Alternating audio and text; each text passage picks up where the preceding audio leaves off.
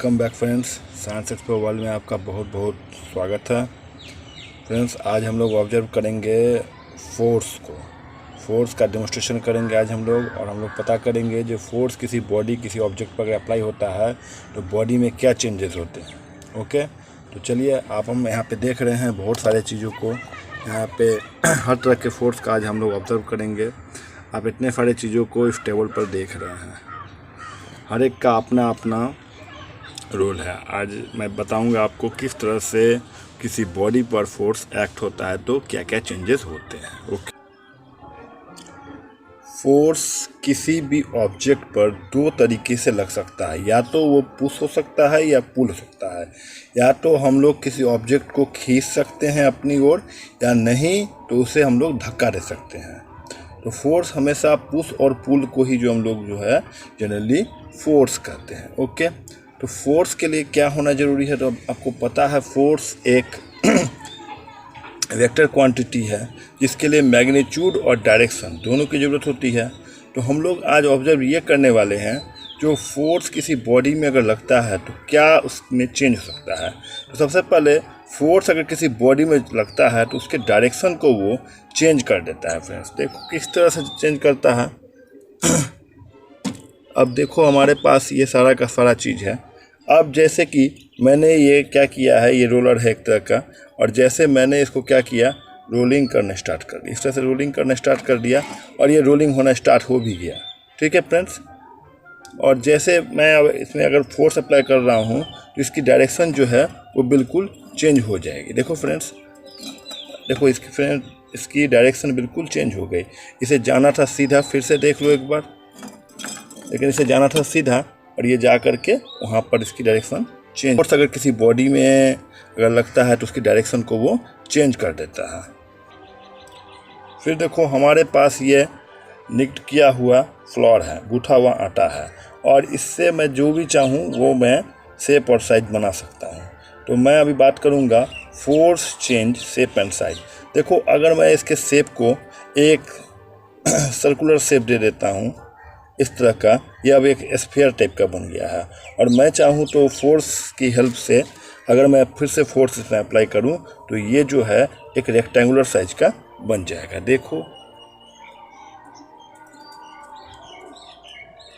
देखो इसके साइज को मैंने किस तरह से इसके साइज को चेंज कर दिया। ओके, मैं चाहूँ तो इसको फिर से एक पॉइंटेड शेप की तरह भी बना सकता हूँ।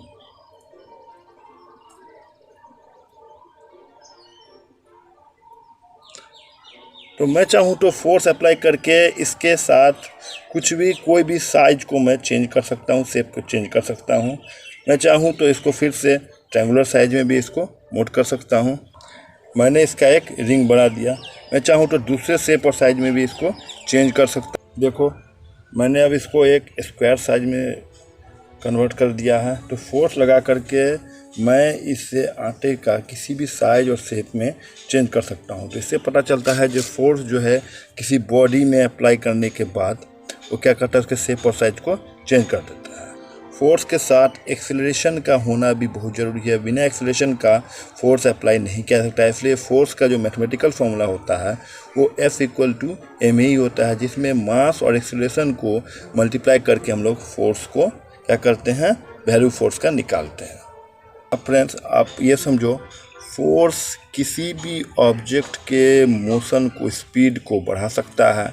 फोर्स किसी भी मोशन वाले ऑब्जेक्ट को रेस्ट में ला सकता है। देखो मैं जैसे ही इसमें फोर्स अप्लाई करूँगा और मैंने फिर यहाँ से फोर्स लगा दिया तो ये वापस यहाँ पर से ये रुक गया। फिर मैं जैसे ही अप्लाई करूँगा, फिर मैंने यहाँ से फिर जैसे ही मैंने फोर्स यहाँ अप्लाई किया, ये मैंने फिर यहाँ से इसको रोक दिया। ठीक है, तो फिर इसी तरह से मैंने किया तो फिर यहाँ से ये रुक गया। तो इस वजह से मैंने यहाँ पे फोर्स अप्लाई करके इसकी स्पीड को भी ब्रेक कर दिया। ओके, और अगर ये रेस्ट में है तो मैं इसको फोर्स अप्लाई करके वापस से मोशन में भी ला सकता हूँ। देखो यहाँ पे, देखो ये अब ये मोशन में आ गया। फिर मैं वापस से इसको फोर्स अप्लाई करूँगा तो ये वापस से क्या होगा, मोशन में आ जाएगा। रेस्ट से मोशन में भी आ सकता है। तो फोर्स अप्लाई करके किसी भी ऑब्जेक्ट को हम लोग रेस्ट से मोशन में ला सकते हैं और मोशन से रेस्ट में ला सकते हैं। ये देखो अब ये मोशन में आ गया। फिर मैं क्या करूँगा, जैसे ही मैं इसको ये करूँगा स्पीड में इसको बढ़ाऊंगा, इसको मोशन में लाने की कोशिश करूंगा, फिर मैं इसे वापस में रेस्ट में लाने की कोशिश करूंगा। फिर देखो मैंने इसको फिर रोक दिया। तो फोर्स अप्लाई करके किसी भी चीज़ को हम लोग रेस्ट से मोशन और मोशन से रेस्ट में ला सकते हैं। उसके स्पीड को भी हम लोग चेंज कर सकते हैं। उसको हम लोग नापते हैं न्यूटन से, आपको पता ही होगा। सर आइजैक न्यूटन बहुत बड़े साइंटिस्ट मैथमेटिशियन थे। उन्हीं को सम्मान देने के लिए ऑनर में फोर्स का जो यूनिट होता है वो न्यूटन रखा गया है। तो फोर्स को हम लोग कैलकुलेट करते हैं न्यूटन से। अब मैं बात करता हूँ बैलेंस फोर्स और अनबैलेंस फोर्स की।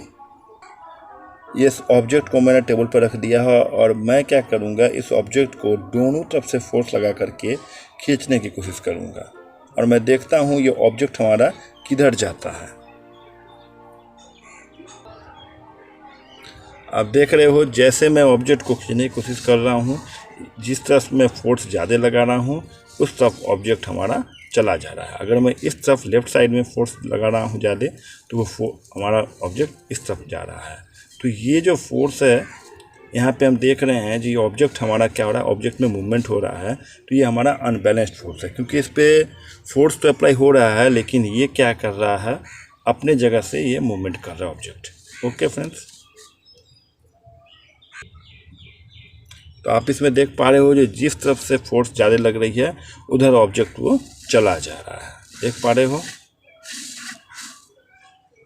लेकिन फ्रेंड्स एक ऐसे सिचुएशन को इमेजिन करो जहाँ पे फोर्स हमारा इक्वली लग रहा है दोनों तरफ से, और फिर आप देखो ऑब्जेक्ट हमारा कहीं भी मूव नहीं हो रहा है। फोर्स हमारा इक्वली लग रहा है लेकिन ऑब्जेक्ट हमारा कहीं भी मूव नहीं हो रहा है।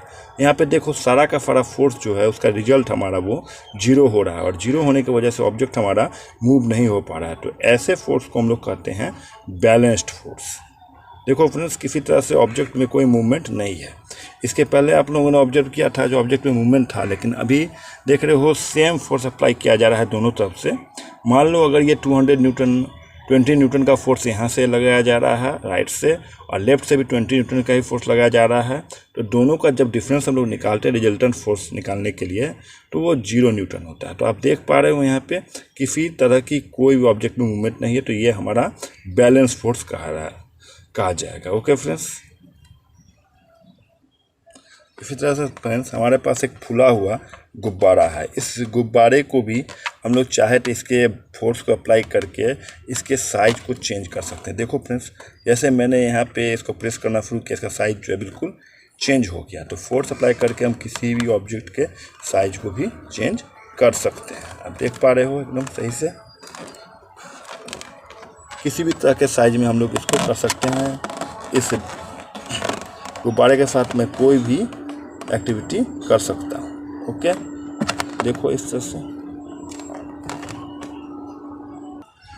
फोर्स का क्लासिफिकेशन हम लोग दो तरह से करते हैं। एक कांटेक्ट फोर्स होता है, एक नॉन कांटेक्ट फोर्स होता है, जिसको force at a distant point भी कहा जाता है। नॉन कांटेक्ट वाले फोर्स को कांटेक्ट फोर्स वो फोर्स होती है जिसमें किसी भी दो ऑब्जेक्ट के बीच में डायरेक्ट इंट्रैक्शन होता है, जैसे कि हमारा फ्रिक्शनल फोर्स। और फ्रिक्शनल फोर्स क्या है मैं आपको बता रहा हूँ, ये चीज़ है और ये ऑब्जेक्ट इसके ऊपर रखा हुआ है। तो ये किस तरह से आप देख पा रहे हो, ये इस तरह से, ये मैं इसको क्या कर रहा हूँ, सिर्फ इसको स्लाइड कर रहा हूँ। तो ये हमारा क्या हो गया, कॉन्टैक्ट फोर्स। मस्कुलर फोर्स भी हमारा क्या होता है, वो कॉन्टैक्ट फोर्स ही होता है। अब देखो ये हमारे पास एक रबर बैंड है, और जैसे मैं क्या करूँगा अपने मसल से इसको फोर्स अप्लाई करूँगा तो ये क्या होगा, स्ट्रेचेबल हो जाएगा। देखो ये हमारा भी है, क्या है, ये एक मस्कुलर फोर्स है, ये भी हमारा कॉन्टैक्ट फोर्स ही है। तो फ्रेंड्स आप लोगों को कैसा लगा, अच्छा लगा होगा। दूसरे एपिसोड में मैं फिर मिलता हूँ और मैं आप लोगों को फिर नॉन कॉन्टैक्ट फोर्स के बारे में डेमोन्स्ट्रेट करके बताऊँगा। नॉन कॉन्टैक्ट फोर्स किसी बॉडी में किस तरह से अप्लाई किया जाता है और उसके क्या रिजल्ट्स होते हैं। तो ओके फ्रेंड्स, तब तक आप लोग देखते रहिए, सीखते रहिए, चैनल को सब्सक्राइब कीजिए, कमेंट्स तो ज़रूर से ज़रूर कीजिए, कमेंट्स कीजिए, देखते रहिए, सीखते रहिए। ओके, फिर मिलते हैं हम लोग इसके नेक्स्ट वाले पार्ट पे।